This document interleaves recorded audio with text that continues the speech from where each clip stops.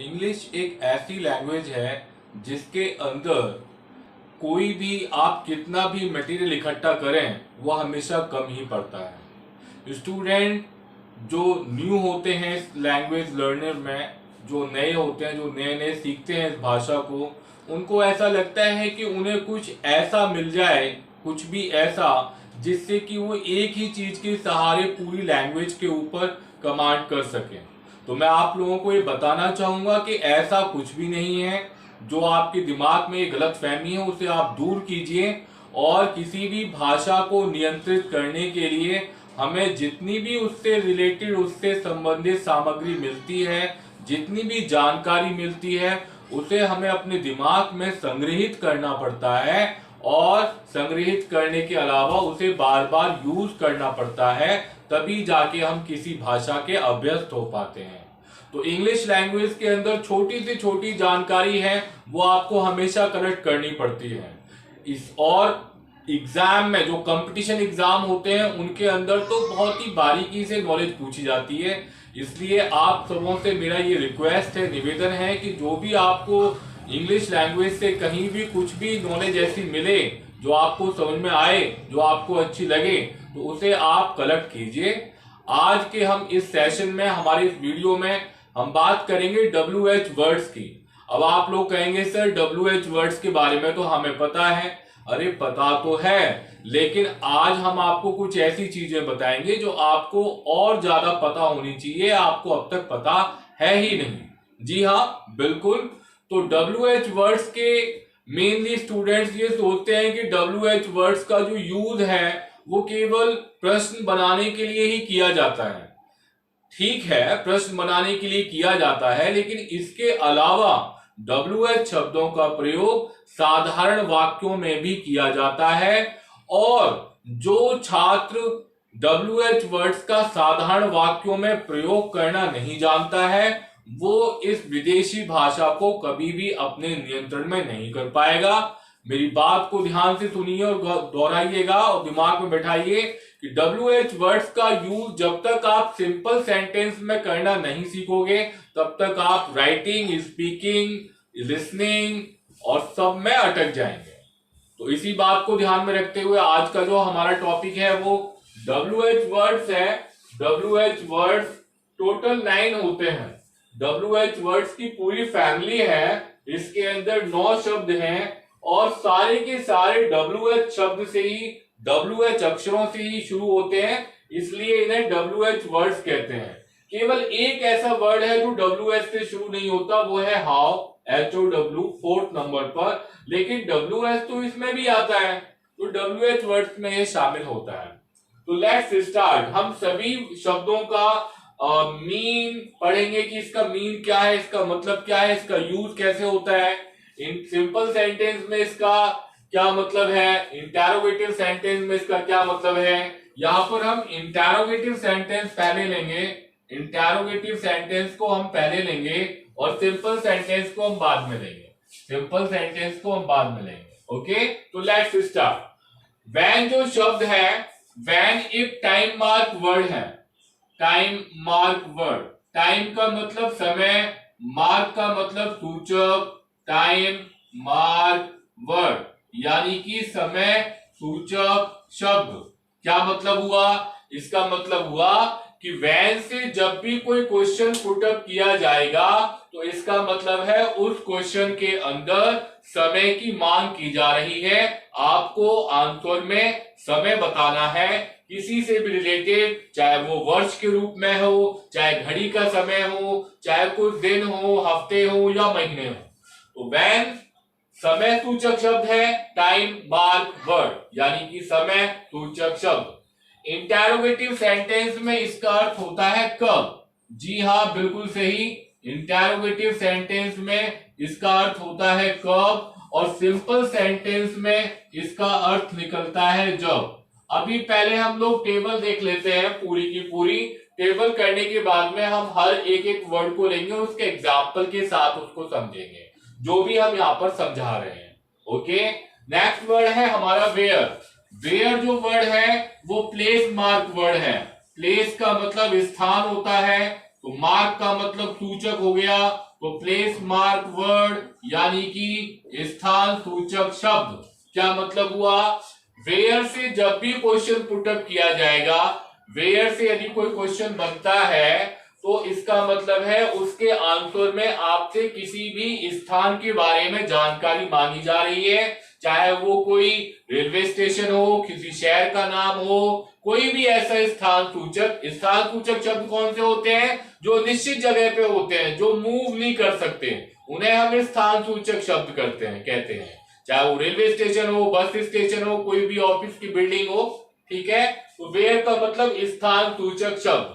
Interrogative sentence में इसका अर्थ होता है कहां, वेयर का मतलब कहां, और सिंपल सेंटेंस में इसका अर्थ होता है जहां। जी हां, सिंपल सेंटेंस में इसका अर्थ होता है जहां।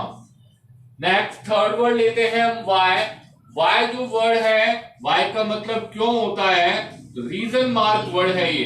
रीजन का मतलब होता है कारण, रीजन मार्क वर्ड यानी कि कारण सूचक शब्द। इसका मतलब क्या हुआ, इसका मतलब ये हुआ कि वाई से यदि कोई क्वेश्चन पुटअप किया जाएगा, कोई भी वाई से क्वेश्चन आता है तो आपको उसके आंसर में डेफिनेटली रीजन बताना है किसी भी वर्क का, क्योंकि रीजन ही पूछा जाता है इसमें किसी भी वर्क का, तो आपको आंसर में कोई भी रीजन बताना होगा किसी भी वर्क का, पर्टिकुलर वर्क का। इंटेरोगेटिव सेंटेंस में इसका अर्थ निकलता है क्यों, इंटेरोगेटिव सेंटेंस में इसका अर्थ निकलता है क्यों, और सिंपल सेंटेंस में ज्यादातर आप पहले ये वाला सीखिए पैटर्न कि दैट्स वाई का यूज होता है। इसका यूज होता है, दैट्स वाई का यूज होता है, और इसका मतलब होता है इसी कारण या इसीलिए, इसी कारण या फिर इसीलिए। देखिए यहां ध्यान देने वाली बात यह है कि दो शब्द होते हैं, एक इसलिए होता है और एक इसीलिए होता है। दो शब्द होते हैं, एक इसलिए होता है और एक इसीलिए होता है। इसलिए तो सो के लिए यूज होता है, और इसीलिए का मतलब होता है कि हम कोई कारण बता रहे हैं किसी भी वर्ड का, तो उसके लिए इसीलिए शब्द का यूज होता है। हमारा जो फोर्थ शब्द है, फोर्थ वर्ड है, वो हाउ है। हाउ जो शब्द है उसका हिंदी अर्थ कैसे होता है, बिल्कुल सही। तो इंग्लिश में या हिंदी में हम कैसे समझेंगे इसको, प्रोसेस मार्क वर्ड। प्रोसेस का मतलब होता है क्या, प्रक्रिया। प्रोसेस का मतलब होता है प्रक्रिया, तो प्रक्रिया सूचक शब्द। प्रक्रिया का मतलब क्या हो गया कि किसी भी काम का आपको प्रक्रिया बतानी है, कि कोई भी जो काम होता है पर्टिकुलर, उसकी प्रक्रिया क्या है, उसकी प्रोसेस क्या है, वो काम कैसे होता है जी। तो हाउ का मतलब प्रोसेस मार्क वर्ड। आपको हाउ से अगर कोई भी क्वेश्चन पुटअप होगा तो उसमें आपको किसी भी वर्ड की प्रोसेस बतानी है, ठीक है, प्रक्रिया बतानी है। तो इंटेरोगेटिव सेंटेंस में इसका अर्थ होता है कैसे, हाउ का मतलब कैसे, और सिंपल सेंटेंस में इसका यूज करते हैं हम दैट्स हाउ यूज कीजिए। दैट्स हाउ इनिशियल स्टेज पे दैट्स हाउ यूज करना आप सीखो। तो दैट्स का हाउ का मतलब इस प्रकार, जी हाँ, इसका अर्थ निकलेगा इस प्रकार, इस प्रकार। दैट्स हाउ का यूज सिंपल सेंटेंस में दैट्स हाउ यूज करेंगे इस प्रकार। हु, हुम और हुज, ये जो तीनों शब्द हैं, ये तीनों शब्द एक ही परिवार के हैं। एक परिवार के तो 9 के 9 शब्द हैं, उसमें भी ये अलग छट जाते हैं। किस प्रकार से, ये जो तीनों शब्द हैं ये किसी पर्सन के बारे में बताते हैं, किसी भी व्यक्ति सूचक शब्द मान लीजिए आप, पर्सन मार्क वर्ड मान लीजिए, व्यक्ति सूचक शब्द व्यक्तियों के बारे में बताएंगे, लेकिन अलग अलग पोजीशन पर। कैसे, हु का जो यूज होगा वो सब्जेक्ट की पोजीशन पे यूज होगा, यानी कि हु से जब क्वेश्चन पुटअप होगा तो इसका मतलब है कि आपको कोई कर्ता के बारे में बताना है, किसी डूअर के बारे में बताना है, क्योंकि आंसर की शुरुआत ही जिस शब्द से होगी वो हु का आंसर होगा, क्योंकि हु सब्जेक्ट के रूप में यूज हुआ है ना। तो आंसर का जो पहला शब्द होगा आप लोगों का वो आंसर ही होगा, हु का आंसर होगा। अभी हम एग्जाम्पल के साथ समझेंगे तो सब समझ में आएगा। ओके, सब्जेक्ट की पोजीशन पे हु का इंटेरोगेटिव सेंटेंस में अर्थ होता है कौन, जी हाँ कौन। और सिंपल सेंटेंस में इसका अर्थ होता है जो 3 बार आएगा। ध्यान दें सभी स्टूडेंट, सिंपल सेंटेंस में ये पहली बार एक शब्द के लिए हमने जो यूज किया है, अभी 2 शब्दों के लिए और जो ही यूज होगा शब्द, लेकिन कैसे वो पहचान अलग है। जैसे कि ये वाला जो शब्द है ये हम किसी पर्सन के लिए शो करेंगे,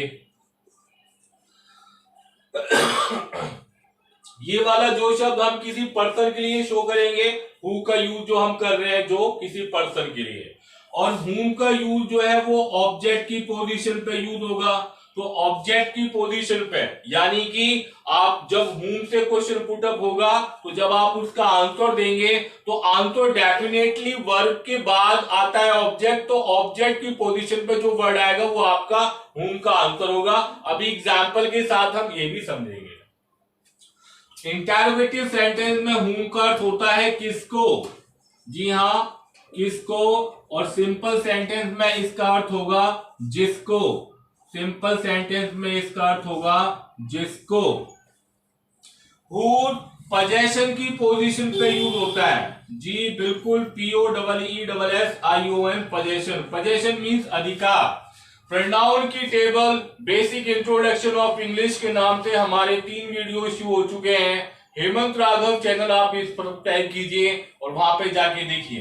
तो हमने प्रोनाउन की टेबल दी हुई है, वहां हमने बताया था ये कि मेन वर्ड जो है वो पजेस है। पजेस वर्ब की फर्स्ट फॉर्म है। पजेस का मतलब अधिकार में करना, और पजेशन मीन्स अधिकार।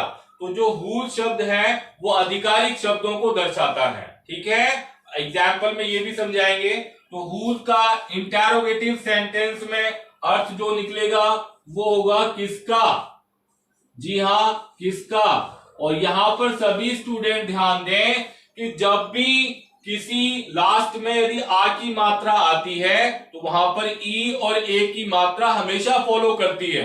कैसे, जैसे हुज के साथ में हमने ब्रदर यूज किया, हुज ब्रदर तो किसका भाई, हुज सिस्टर किसकी बहन, हुज फादर किसके पिताजी, ठीक है। ध्यान रखिएगा जहां पर भी आ की मात्रा आती है वहां ई और ए की मात्रा फॉलो करती है, क्योंकि वो नाउन के ऊपर डिपेंड करती है ना उसकी मात्रा कि किसके अकॉर्डिंग यूज होगा, कौन सी मात्रा आएगी। चलिए ठीक है, समझ में आ गया आपको। तो हुज का इंटरोगेटिव सेंटेंस में अर्थ किसका, और सिंपल में अर्थ होगा इसका जिसका, वही जिसका, जिसकी, जिसके। आ की मात्रा आ गई तो ई और ए की मात्रा फॉलो करेगी।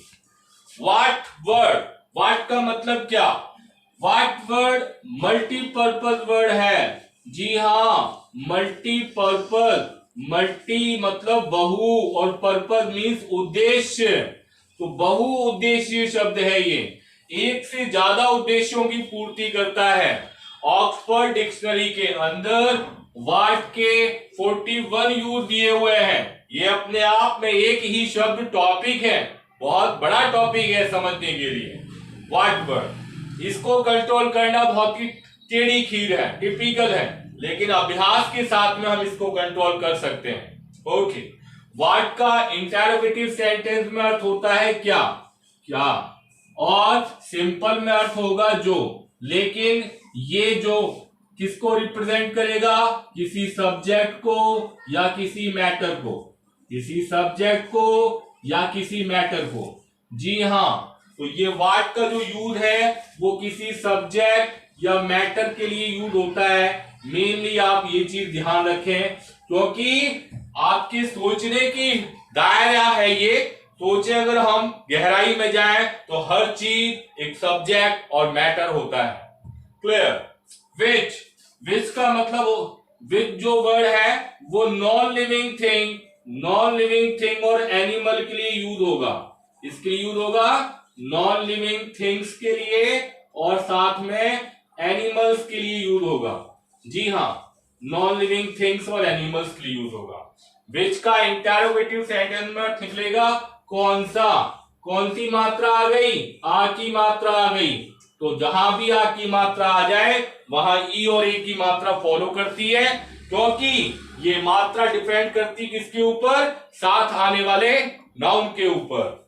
और यहां सिंपल सेंटेंस में इसका अर्थ निकलेगा जो, लेकिन ये जो किसको रिप्रेजेंट करेगा, नॉन लिविंग थिंग और एनिमल को रिप्रेजेंट करेगा। ध्यान से देख लीजिए, आप लोग स्क्रीनशॉट ले लीजिए। ये WH वर्ड्स है, बहुत ही इंपॉर्टेंट, इनके बिना इंग्लिश अधूरी है। खास तौर से ये बात कि इनका इंटेरोगेटिव सेंट, हमने इनका मीन बता दिया आप लोगों को, इंटेरोगेटिव सेंटेंस में की हिंदी। और सबसे इंपॉर्टेंट बात जो आज हमने ये टॉपिक लिया है वो इसलिए क्योंकि सिंपल सेंटेंस में इनका यूज आप लोगों को सीखना आना चाहिए। जब तक आप सिंपल सेंटेंस में इनका यूज करना नहीं सीखेंगे तब तक आप लोगों की जो इंग्लिश की फ्लुएंसी है उस पर कमांड नहीं हो पाएगा।